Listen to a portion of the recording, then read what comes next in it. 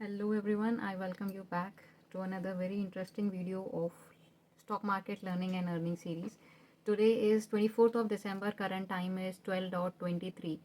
तो देखिए जैसा कि हमने निफ्टी में पहले भी एनालिसिस में मैं आपको बता चुकी हूँ, प्रीवियस 2-3 वीडियोस अगर आप ध्यान से देखोगे, पहले ये वाला लेवल एज सपोर्ट काम कर रहा था। जैसे ही इसका ब्रेकडाउन आया राइट 20th ऑफ दिसंबर को, तो हुआ क्या, इस लेवल ने ये वाला जो लेवल है 23,865 का, ये लेवल एज रेसिस्टेंस काम करने लग गया राइट। कल हमने मार्केट में यहाँ से मूव कैप्चर करा था और हमने काफ़ी अच्छा फॉल हमें कैप्चर करने को मिला था। आज भी मार्केट में देखिए यहाँ पर मॉर्निंग में मार्केट इस लेवल तक गया है और उसके बाद दोबारा यहाँ से सेम फॉल हम लोग को कैप्चर करने के लिए दिख रहा है। ठीक है, तो ये तो था मेरा एनालिसिस निफ्टी का, और इसमें मैंने एक ट्रेड भी पंच इन करी हुई है जिसमें मैंने जस्ट अभी इसको बाय करा है राइट। तो आप यहाँ पर देख सकते हैं 63.20 का मेरा बाइंग प्राइस है और अभी जो है 23,750 का पुट वाला प्रीमियम करंटली रन कर रहा है 61 के आसपास। तो ये प्रेजेंटली कंडीशन, ये वाली जो ट्रेड है ये लॉस में चल रही है 10-11 रुपये। इसको अभी हम लोग ऐसे ही होल्ड करते हैं, देखते हैं मार्केट में हमें इधर क्या मिलेगा, क्योंकि काफ़ी अच्छी कंडीशन बनी हुई है। अगर आप RSI को भी देखें ना 5 मिनट टाइम फ्रेम पे, तो RSI भी काफ़ी वीक है, 34 के आसपास चल रहा है। और स्ट्रैटेजी के हमारे अकॉर्डिंग हमारी एंट्री बनी हुई थी, तो मैंने इस ट्रेड में इसमें जो है वो अपना पंच इन किया हुआ है। ठीक है, इसके बाद मैं आपके साथ एक नई स्ट्रैटेजी शेयर करना चाहती हूँ which is for stock options right. Market देखिए क्या होता है, निफ्टी 50 क्या है, निफ्टी 50 इज़ अ इंडेक्स ये किस बेसिस पे बना है, on how top 50 companies are performing right. वो 50 कंपनीज डेली कैसे परफॉर्म कर रही हैं, निफ्टी 50 उसका एक एवरेज है, एक इंडिकेशन है। ठीक है, तो अब कुछ कंपनीज ऐसी भी होंगी जो प्रॉफिटेबल होंगी या आज प्रॉफिट में होंगी, कुछ ऐसी भी होंगी जो कल प्रॉफिट में थी, आज हो सकता है वो लॉस में भी हो। तो निफ्टी 50 में देखिए अगर 25 कंपनीज अच्छा परफॉर्म कर रही हैं, 25 कंपनीज थोड़ा सा डाउन परफॉर्म कर रही हैं, तो इंडेक्स क्या है, इंडेक्स कहीं भी नहीं जाएगा, वो उसी रेंज में घूमता रहेगा। जैसे कि हमारे साथ पहले भी हुआ है, मैं आपको दिखा दूँ। यहाँ पर आप देखिए ये जो येलो बॉक्स है, येलो बॉक्स क्या है, ये यही इंडिकेशन है कि भाई जो नंबर ऑफ़ कंपनीज अच्छा परफॉर्म कर रही हैं और नंबर ऑफ़ कंपनीज ख़राब परफॉर्म कर रही हैं, उन सब का एवरेज है राइट। मतलब कि यहाँ पर सारी ही कंपनीज ऑन एन एवरेज ठीक ठीक परफॉर्म कर रही थी। ठीक, तो हमें बेनिफिट कब होगा, हम लोग इंडेक्स में ऑप्शन बाइंग कर रहे हैं, हमें बेनिफिट कब होगा, या तो नंबर ऑफ़ कंपनीज ख़राब परफॉर्म करें तो इंडेक्स नीचे की साइड मूव करेगा, हम लोग पुट ऑप्शन बाय करेंगे, या फिर मोर नंबर ऑफ कंपनीज अच्छा परफॉर्म करें तो इंडेक्स ऊपर की साइड मूव होगा और हम लोग कॉल ऑप्शन को बाय करें। ठीक है, लेकिन अगर ऐसी सिचुएशन बन गई राइट, आप ये लगा लीजिए 40% ऑफ द टाइम मार्केट ऐसा ही साइडवेज रहेगा, तो ऐसी कंडीशन में हमें कैसे प्रॉफिट अर्न करना है, हमें प्रॉफिट अर्न करना है स्टॉक ऑप्शंस में ट्रेड करके। ठीक है, अब आप बोलोगे स्टॉक ऑप्शंस क्यों, तो देखिए आप इक्विटी में भी ट्रेड कर सकते हैं, स्टॉक्स में डायरेक्टली भी ट्रेड कर सकते हैं, पोजिशनल भी काम कर सकते हैं, इंट्राडे बाइंग सेलिंग भी कर सकते हैं। पर उसमें क्या है, एक तो फंड ज़्यादा चाहिए, दूसरा टाइम ज़्यादा चाहिए राइट। तो इसीलिए मैं स्टॉक ऑप्शंस के लिए रिकमेंड कर रही हूँ। ऑल दो कोई भी स्ट्रैटेजी, चाहे मेरी हो चाहे किसी और की हो या आपने खुद ही क्यों ना बनाई हो, कोई भी स्ट्रैटेजी हो, definitely I would recommend you to do first paper trading. जब आप कैपिटल लगाना स्टार्ट करोगे तो आई वुड रिकमेंड कि स्टॉक ऑप्शन करने से पहले आप उस स्टॉक में मोमेंटम के अकॉर्डिंग काम कीजिए राइट। अब आज मैंने ट्रेड लिया था टाटा केमिकल में, मैं ट्रेड भी एक्सप्लेन करूंगी, उसके पीछे का लॉजिक भी बताऊंगी, अपनी प्रॉफिट एंड लॉस की सिचुएशन भी बताऊंगी, क्या मैंने प्रॉफिट बुक करा है या लॉस बुक करा है, वो सारी चीज़ मैं आप लोगों को बताऊंगी। उसके साथ साथ I would definitely recommend you कि अगर आप फॉर एग्जांपल कोई ऐसा स्टॉक आपने सेलेक्ट करा है जिसमें गेन हुआ है, तो उसमें आप स्टॉक्स को बाय करके देखिए राइट। अगर स्टॉक में 2, 3 या 4% का मोमेंटम आता है तो डेफिनेटली आपको प्रॉफिट होगा, तो आपको ये जजमेंट आ जाएगा कि भाई अगर मुझे 2, 3 या 5 शेयर में 5% का प्रॉफिट हुआ है, तो जब मैं स्टॉक्स में उसी कंपनी के शेयर को बाय करूंगा तो हमें उसमें कितना प्रॉफिट होगा राइट। क्योंकि देखिए जैसे निफ्टी और बैंक निफ्टी का लॉट साइज है, वैसे ही स्टॉक ऑप्शंस में हर इंडिविजुअल कंपनी का अलग लॉट साइज है, तो वहाँ पर प्रॉफिट एंड लॉस बहुत ज़्यादा वेरी करता है। तो वो अपनी एक्यूरेसी जब तक आपकी प्रूव नहीं हो जाती किसी भी स्ट्रैटेजी के लिए, तब तक आपको हमेशा स्टॉक्स में पहले ट्रेड करके देखना है, स्टॉक ऑप्शन करने से पहले।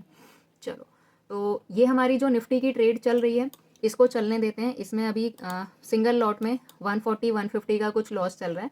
यहाँ पर हमारा एसएल रहेगा 49 के पास। अगर इसमें स्टॉप लॉस हिट होता है तो we would definitely give stop loss. यहाँ पर जो है अपना देखिए 920 EMA वाली स्ट्रैटेजी मैंने यहाँ अप्लाई करी है। ये इधर हमें गोल्डन क्रॉसओवर मिल गया था। मैं पहले आपको इंडेक्स दिखा देती हूँ। ओके, तो यहाँ पर हमें मिल गया था डेथ क्रॉसओवर। डेथ क्रॉसओवर के बाद जैसे ही RSI 40 के नीचे गया, इस कैंडल में RSI आ गया था 37। ठीक है, तो 23,777 जब अपना मार्केट चल रहा था उस टाइम पर हमने पुट ऑप्शन को बाय कर लिया था।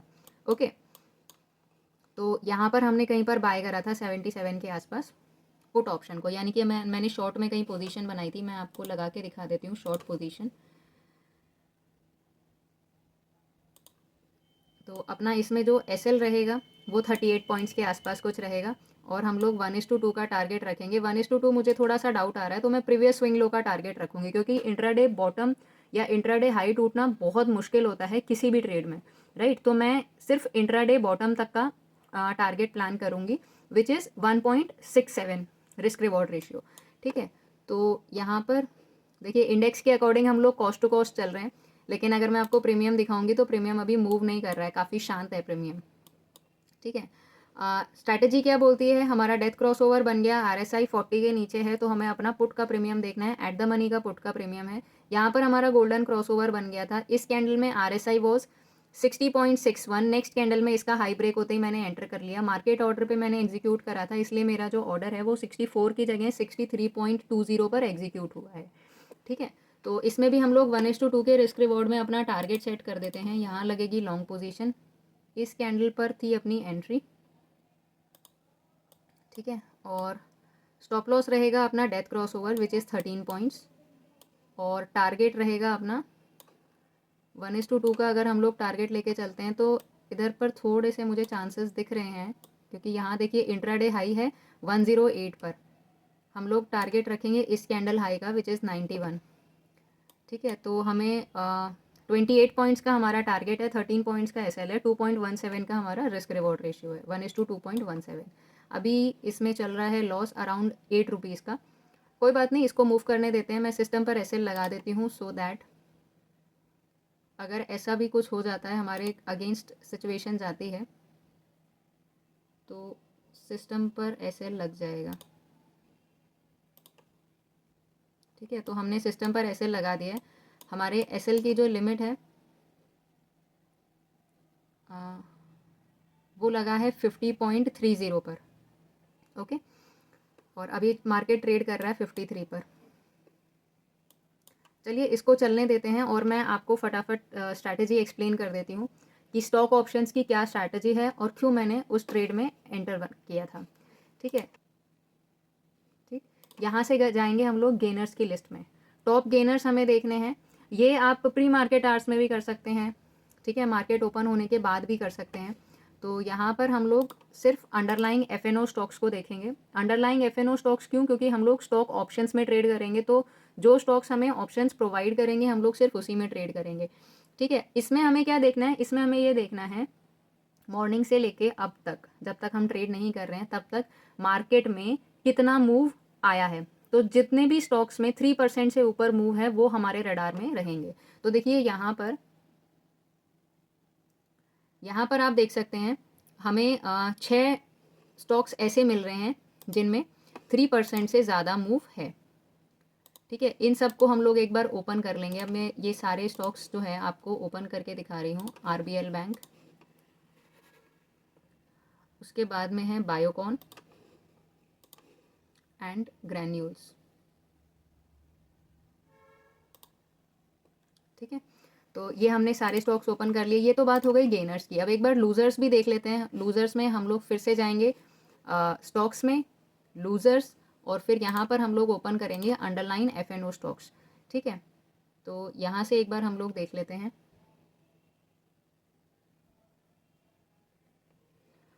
इसमें हमारे पास सिर्फ एक ही है विच इज़ PB फिनटेक। इसको अब हम लोग ओपन कर लेते हैं। ठीक है, इसके बाद हमें क्या देखना है, इसके बाद हमें ये देखना है कि इनमें से OI चेंज सबसे ज़्यादा किस में है, राइट। जो भी हमने स्टॉक सेलेक्ट करे हैं, लूजर्स और गेनर्स हमने जो सेलेक्ट करे हैं, उनमें OI चेंज सबसे ज़्यादा किस में है? तो NSE की वेबसाइट है OI स्पर्ट्स, इस पर हम लोग जाएंगे, राइट। फ्री वेबसाइट है, NSE की है, तो हम लोग इस पर ट्रस्ट कर सकते हैं। ओके तो अब हमने जितने भी लिस्ट यहाँ पर स्टॉक्स के निकाली है, शॉर्ट लिस्ट हमने जो करी हुई है, इसमें हम लोग इस वेबसाइट पर देखेंगे कि जो ये बाय अंडरलाइन स्टॉक्स हैं, इनमें इनकी OI चेंज की वैल्यू कितनी है। अगर OI चेंज की वैल्यू कम है या नेगेटिव में है तो डेफिनेटली हम उसमें ट्रेड नहीं करेंगे। अगर वो वैल्यू 7% से ऊपर है तो हम इसके अंदर ट्रेड प्लान कर सकते हैं। ओके तो हमारे पास क्या क्या था गाइज, मेरी जो वो पोजीशन थी वो लॉस में हमारी कट चुकी है, राइट। इसमें मेरा SL हिट हो चुका है, 13 पॉइंट्स का SL यहाँ पर जा चुका है हमारा, ठीक है। तो ये एरो हमें बता देगा 50.30 पर हमारा जो ऑर्डर है वो एग्जीक्यूट हो चुका था। चलो अभी इसको छोड़ के हम लोग फोकस करते हैं अपनी स्ट्रैटेजी पर। यहाँ पर अपने पास स्टॉक लिस्ट में था PB फिनटेक। अब ये फटाफट से हम लोग चेक कर लेते हैं किन की OI की वैल्यू 7% एंड अबव थी। जिनकी 7 से ज़्यादा है हम लोग सिर्फ उन्हीं के अंदर ट्रेड करेंगे या उनको शॉर्ट लिस्ट करेंगे। तो ओके यहाँ से कंट्रोल F।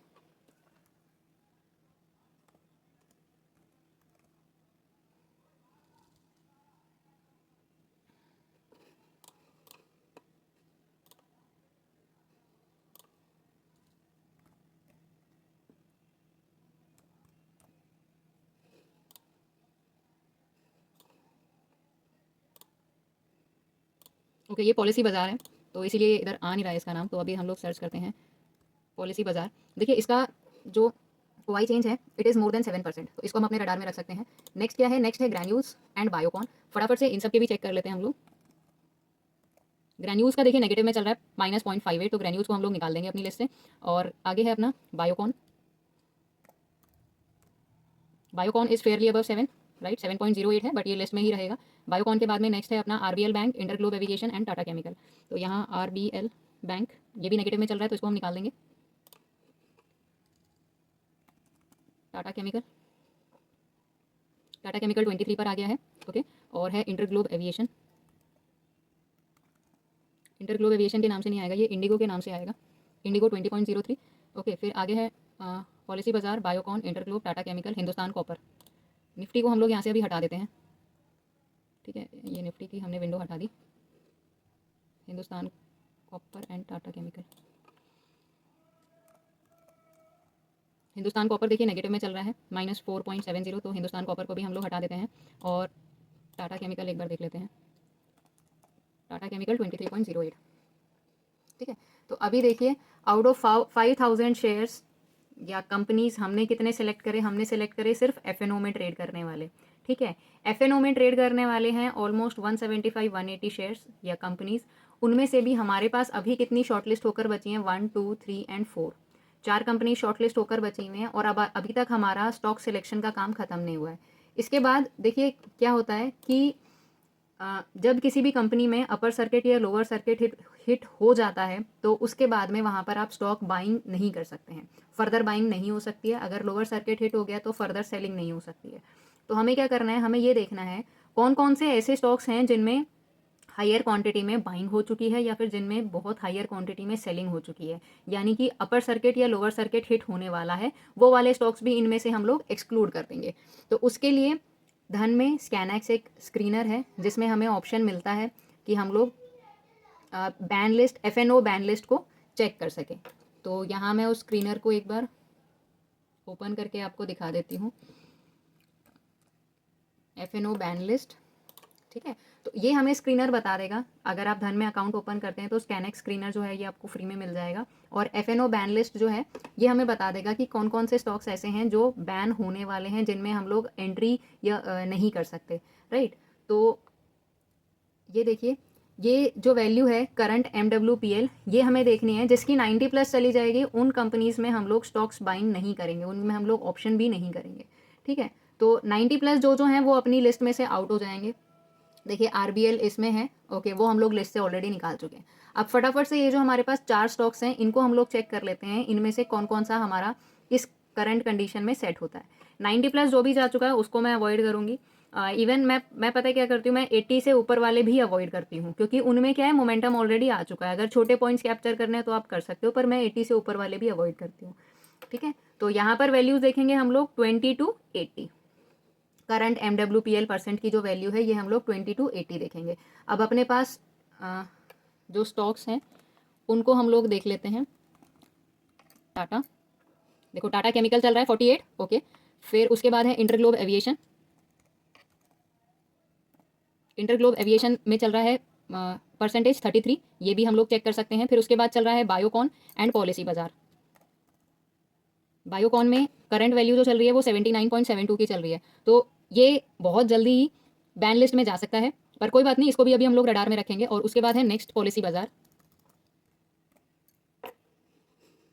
पॉलिसी बाजार के नाम से ये नहीं आ रहा है, तो इसको हम लोग सर्च करते हैं PB फिनटेक के नाम से। इसका चल रहा है 6.55%। ठीक है, तो बायोकॉन को मैं थोड़ा सा एक्सक्लूड करना चाहूँगी, क्योंकि बायोकॉन जो है वो अपनी लिस्ट में काफ़ी ज़्यादा हाइक हो चुका है। ठीक है, अभी हम लोग अपना जो चार्ट है इंडिविजुअल कंपनी के, जो पॉलिसी बाजार, InterGlobe aviation and Tata chemical, 3 stocks हमने सेलेक्ट करे हैं। इनमें हम लोग देखते हैं हमारी कंडीशंस बन रही है या नहीं। ठीक है, स्ट्रैटेजी के अकॉर्डिंग, स्ट्रैटेजी 920 EM में हम लोग लगाने वाले हैं। स्ट्रैटेजी के अकॉर्डिंग हम लोग देखते हैं, देखिए यहाँ golden crossover morning first candle में, देखिए यहाँ पर golden crossover morning first candle में बन गया था, और उसके बाद अगर हम लोग फर्स्ट कैंडल का हाई टूटने पर एंट्री करते तो 60 के ऊपर ही चल रहा है ऑलमोस्ट, यहाँ पर कहीं पर एंटर करते हम लोग। मैं डबल चार्ट ओपन करके आपको दिखाना चाहूँगी।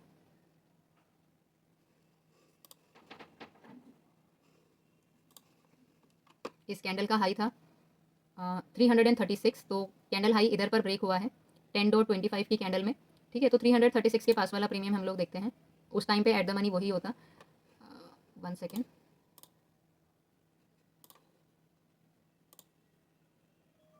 336 के आसपास उस टाइम पर ये प्रीमियम होता। ठीक है, मॉर्निंग 10.35 की जो कैंडल, 25 की कैंडल पर अपनी एंट्री थी, तो जैसे ही RSI इधर पर 61 से 60 से ऊपर जाएगा, मतलब यहीं पर अपनी एंट्री हो जाती, 4 रुपीज़ पर हम लोग एंटर होते। ठीक है, तो यहाँ पर अपनी एंट्री होती और हमारा टारगेट कितना होता, देखिए 1:2 के अकॉर्डिंग भी अगर हम लोग टारगेट इसमें लगाते तो ये हमारी एंट्री थी, गोल्डन क्रॉसओवर हमारा स्टॉप लॉस होता, और 1:2 के अकॉर्डिंग भी हम लोग चलते तो भी हम लोग काफ़ी अच्छा प्रॉफिट जो है वो बुक कर लेते हैं, राइट। 1:2 हमारा यहाँ पर 3 रुपीज़ का प्रॉफिट हम लोग अर्न करते। ठीक है, 3 रुपीज़ सिर्फ देखने में सुनने में छोटा लग रहा है, मैं आपको एक चीज़ और दिखाना चाहती हूँ। इसका आप लॉट साइज़ देखिए, क्वांटिटी कितनी है 2500 की, तो 25 इंटू 3 यानी कि करीब करीब कितना हो गया, 7500 हो गया। तो इसमें सिंगल लॉट में 7500 रुपीज़ जो थे वो अर्न करे जा सकते थे। और कितनी देर में हुआ ये, 10.25 पर एंट्री थी, 11:20, 1 घंटे में 7500 रुपीज़ बड़े इजीली इस ट्रेड में अर्न करे जा सकते थे। ठीक है, तो अभी तो देखो ये वाला मोमेंटम हमसे मिस हो चुका है, तो अभी हम लोग क्या कर सकते हैं, ये जो इंट्राडे हाई है, जैसे ही इधर पर मार्केट पहुंचेगा, यानी कि 9.25, ये 925 जो हाई लगाया है मार्केट ने प्रीवियस, यहाँ पर अब हम लोग एंटर कर सकते हैं, क्योंकि RSI अभी भी देखिए 66 से ऊपर चल रहा है, तो इसमें एंट्री जो है दोबारा से बनाई जा सकती है। तो अब क्या है, स्ट्राइक प्राइस हमें चेंज करना चाहिए, क्योंकि ये ITM हो चुका है, इन द मनी हो चुका है। अब हम लोग यहाँ पर स्ट्राइक प्राइस को एक बार चेंज करेंगे। ये अपना स्ट्राइक प्राइस रहेगा, करंट स्ट्राइक प्राइस। ठीक है, तो इसमें भी वैल्यूज़ अबव 66 चल रही हैं, कोई दिक्कत वाली बात नहीं है। जैसे ये इंट्राडे हाई को ब्रेक करेगा, हम लोग इसमें ट्रेड करने के लिए प्लान करेंगे। अभी मैं इसमें अलर्ट लगाकर छोड़ देती हूँ। ठीक है, जब 343 पर जाएगा प्राइस, 343.75 पर, तब मुझे नोटिफिकेशन आ जाएगी। अब चलते हैं हम लोग टाटा केमिकल में। वैसे बायोकॉन हमारा जो था वो अभी उसको हम अवॉइड करेंगे। क्यों, क्योंकि हमारी FNO बैन लिस्ट में वो उसकी वैल्यू 79.80 चल रही थी। ठीक है, अब इसमें हम लोग RSI देख लेते हैं। RSI अभी 57 चल रहा है। टाटा केमिकल्स काफ़ी अच्छा इसने प्रॉफिट दिखाया था मॉर्निंग में, राइट। मैंने टाटा केमिकल्स में ट्रेड पंच इन करी थी जब ये इस रिट्रेसमेंट लेवल में था, ये रिट्रेस कर रहा था, उस टाइम पे मुझे अपॉर्चुनिटी मिली और मैंने इसके अंदर अपनी ट्रेड पंच करी थी। स्ट्राइक प्राइस मैं आपको दिखा देती हूँ। स्ट्राइक प्राइस था 1080 की पुट, 1080 की पुट थी। ठीक है, इसमें अभी ब्लू एरोज आ जाएंगे जहाँ पर मैंने ट्रेड लगाई थी। अगर नहीं आते हैं तो मैं ऑर्डर हिस्ट्री में आपको दिखा दूँगी। चलिए, इसमें नहीं आ रहा है।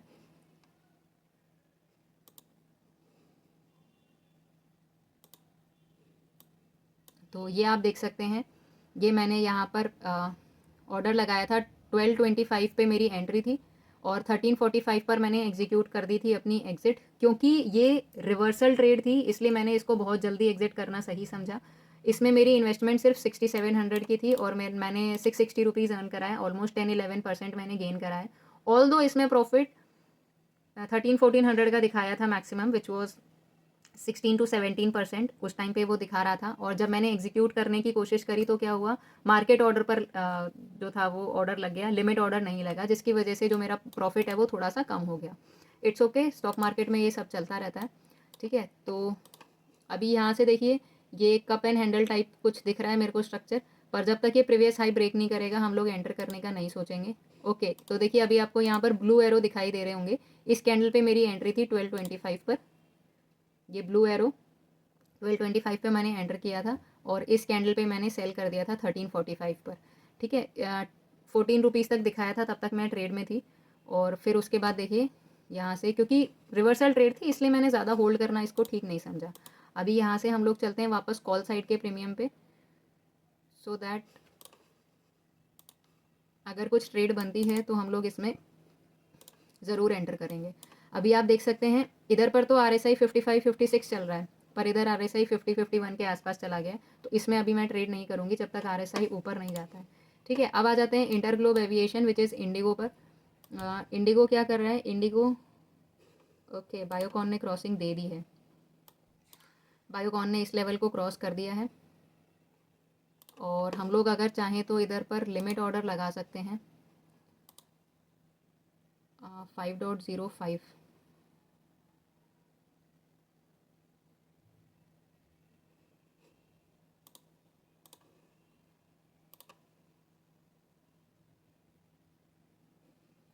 ओके, 5.30 पर मेरा ऑर्डर लग चुका है।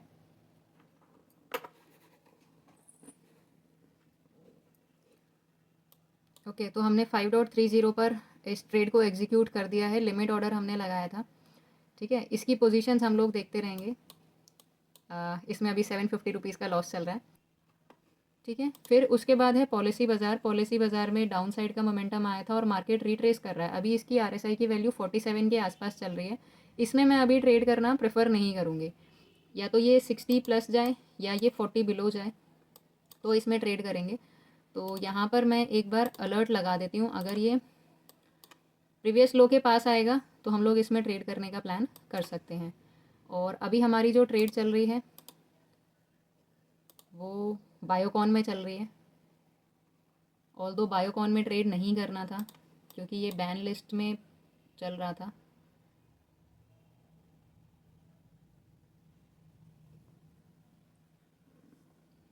पर कोई नहीं, अब ट्रेड में एंटर कर लिया है तो अब देखते हैं इसमें नेक्स्ट क्या होगा। एंटर करने के बाद नहीं सोचना है, जितनी भी प्लानिंग है, एग्जीक्यूशन है, जो भी कुछ आप कर सकते हो वो हमेशा एंट्री से पहले सोचना है। अगर आपने एक बार ट्रेड में एंटर कर लिया तो एंटर करने के बाद नहीं सोचना है। एंटर करने के बाद या तो SL है या टारगेट है, ठीक है।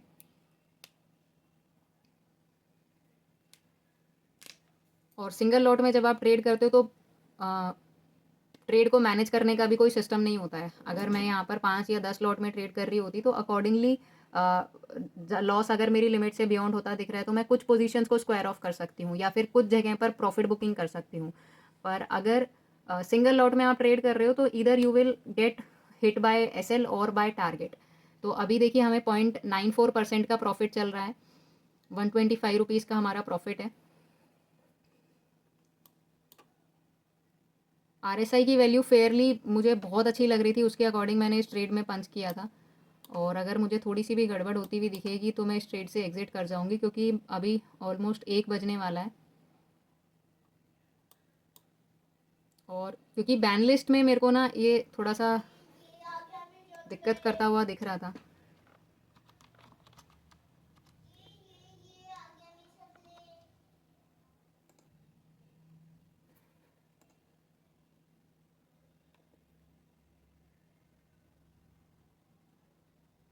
वापस से हम लोग लॉस में आ चुके हैं विच इज़ ऑफ 125 रुपीज़।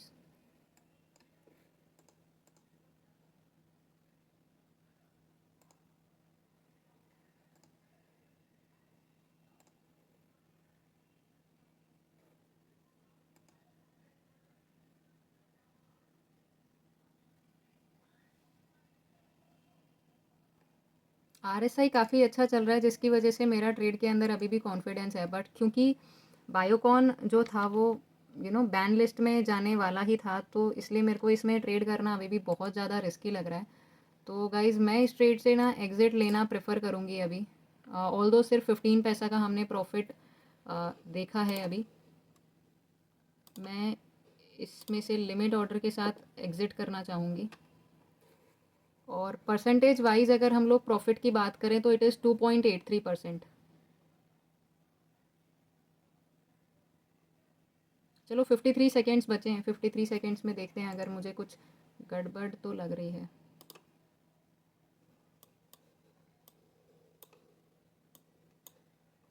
देखा, मैंने कहा था ना मुझे गड़बड़ लग रही है।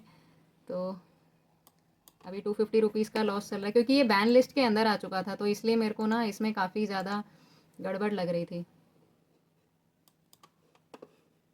एक बार इसको रिफ़्रेश कर देते हैं। 520।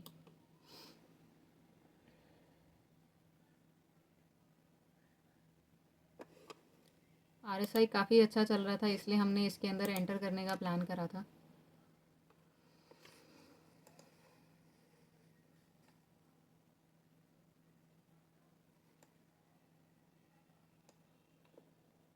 और मार्केट ऑर्डर पर अगर मैं अपना ऑर्डर प्लेस करती तो मेरे को 250 रुपीज़ का ये लोग ना लॉस दिखा के और पोजीशन स्क्वायर ऑफ कर देते। इसलिए मैं प्रेफर करती हूँ जब भी मैं स्टॉक ऑप्शंस में ट्रेड करूँ मैं हमेशा लिमिट ऑर्डर लगाऊँ। मेरे साथ काफ़ी बार ऐसा हो चुका है, मार्केट ऑर्डर में मैं बाइंग कहीं करती हूँ, ऑर्डर मुझे एग्जीक्यूटेड कहीं और का ही दिखता है। तो सिंगल लॉट ट्रेडिंग में ना बहुत ज़्यादा इसमें कॉम्प्लिकेशन आ जाते हैं। जब आपको ब्रोकरेज भी इसी से ही निकालना, सब कुछ इसी से ही करना है ना, तो उस टाइम पे काफ़ी ज़्यादा कॉम्प्लिकेशंस में आप पड़ सकते हो अगर आप लर्निंग फेज़ में हो अभी।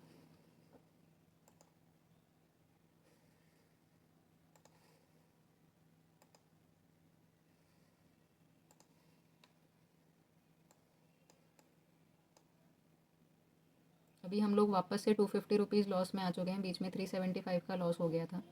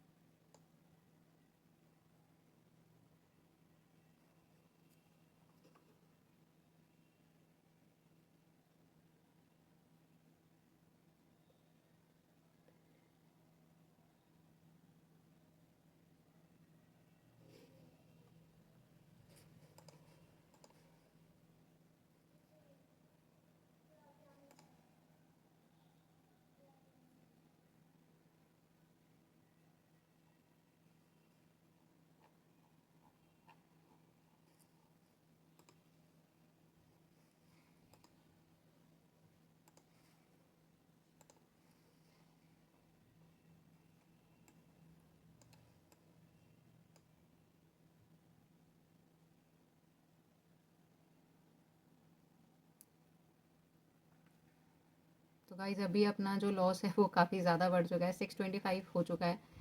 देखिए, जब 2500 क्वान्टिटीज़ में आप ट्रेड कर रहे हो तो ये लॉस बड़ा तो नहीं है, बट रिस्की तो देखो है।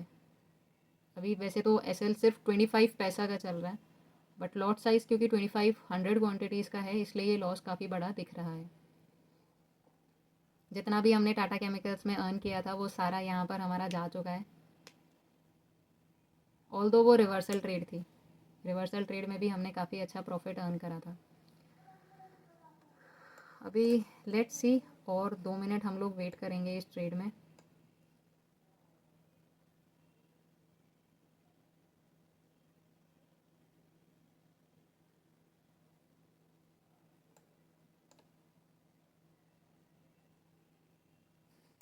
वैसे डू कमेंट डाउन बिलो आपको ये स्ट्रैटेजी कैसी लगी, क्योंकि stock screening is very important. अगर आपने स्टॉक सही सिलेक्ट करे हैं तो आपके प्रॉफिट अर्न करने के चांसेस बहुत ज़्यादा हैं। अगर आप स्टॉक सिलेक्शन में कुछ गड़बड़ करते हैं तो प्रॉफिट के भी चांसेस ना कंपैरेटिवली कम होते जाते हैं।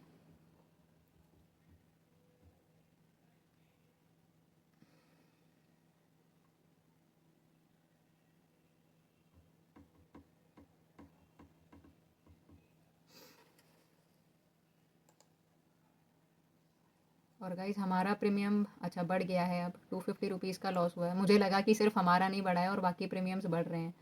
तो 530 पे अपनी एंट्री थी और अभी प्रीमियम का प्राइस चल रहा है 5.20। 10 पैसे का लॉस है अभी, 250 रुपये का लॉस चल रहा है अभी हमारा। 250 रुपये का loss is 1.89% of the invested capital.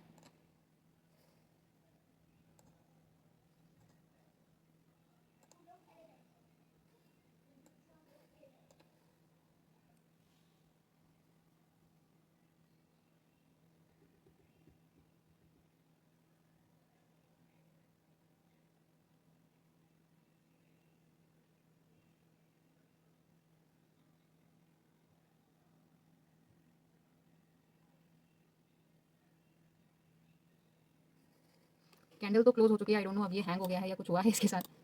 Okay candle close होती है, हमें 250 रुपीज़ का फिर से प्रॉफिट दिखने लगा है।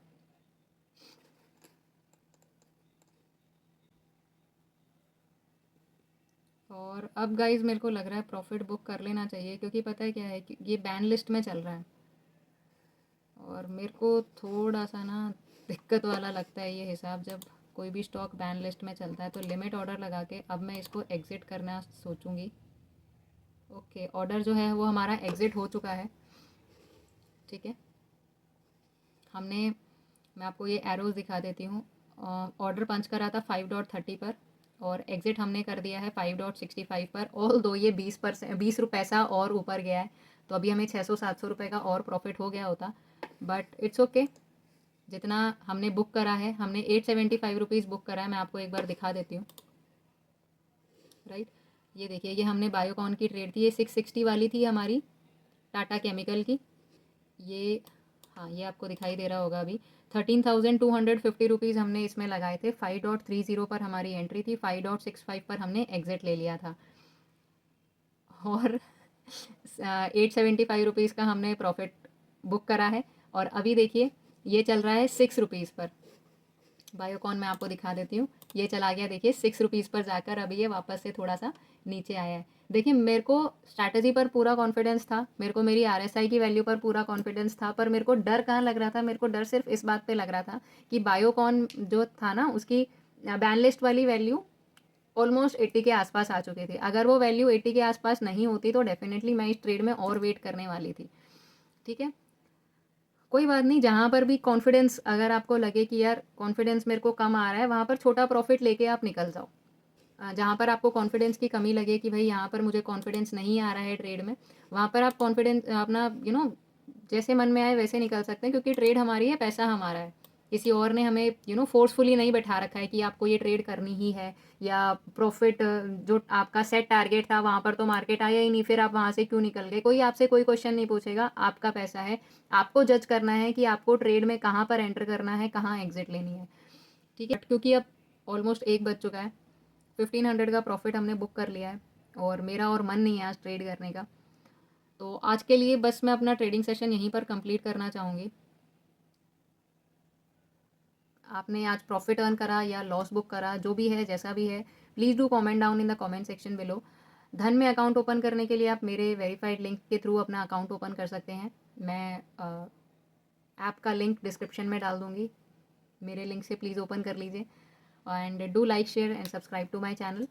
देखिए मैं ये नहीं बोलूँगी कि सिर्फ धन ही एक अच्छा ब्रोकर है, बाकी कोई ब्रोकर अच्छे नहीं है। देखिए ब्रोकर ऑलमोस्ट सारे अच्छे हैं और कहीं ना कहीं सारे ब्रोकर्स अपने फीचर्स को इम्प्रूव करने में लगे हुए हैं। धन मुझे इजी टू यूज़ लगता है, क्योंकि सारी चीज़ें ना यहाँ पर आपको चार्ट पर ही दिखाई दे जाती हैं। अलर्ट नोटिफिकेशन लगाना है तो ट्रेडिंग व्यू के जितने भी प्रीमियम वाले फीचर्स हैं वो भी यहाँ पर आपको फ्री में मिल जाते हैं। धन में अकाउंट ओपनिंग के लिए कोई चार्जेस नहीं है, कोई एनुअल मेंटेनेंस चार्ज वगैरह इसका कुछ नहीं लगता है।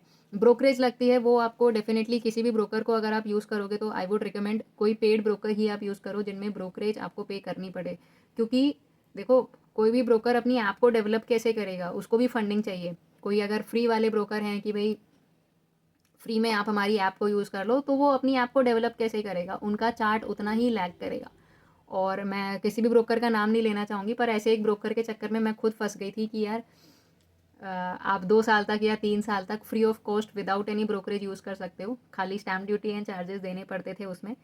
तो मेरा पर ट्रेड 3 या 4 रुपये का कुछ खर्चा आता था, बट चार्ट्स इतने लैग होते थे उस ब्रोकर के, इवेंचुअली मुझे वो पैसे बचाने के लिए जो मैंने वहाँ पर अकाउंट ओपन करा था वो सब कुछ मुझे बंद करना पड़ा, क्योंकि फंड्स बहुत ज़्यादा लगने लग गए थे मुझे वहाँ पर। लॉसेस मेरे होते थे क्योंकि मैं ऑर्डर कहीं प्लेस करती थी, एग्जीक्यूट कहीं और ही हो रहे हैं। तो जितने भी अच्छे ब्रोकर हैं definitely they would charge some amount of money. तो फ्री वाले ब्रोकर के चक्कर में ना पड़ो। कोई भी अच्छा ब्रोकर जिसका आपको यूसेज सही लगता है कि भाई ये ब्रोकर मेरे को ढंग के फीचर्स कुछ अवेलेबल करवा पा रहा है, इसके पास स्क्रीनर्स अच्छे हैं या फ्री में अवेलेबल हो रहे हैं स्क्रीनर्स, वो सारे ब्रोकर्स पर आप जा सकते हो। चलिए, that is it for today. आज का ट्रेडिंग सेशन मैं बंद करना चाहूँगी। Thank you.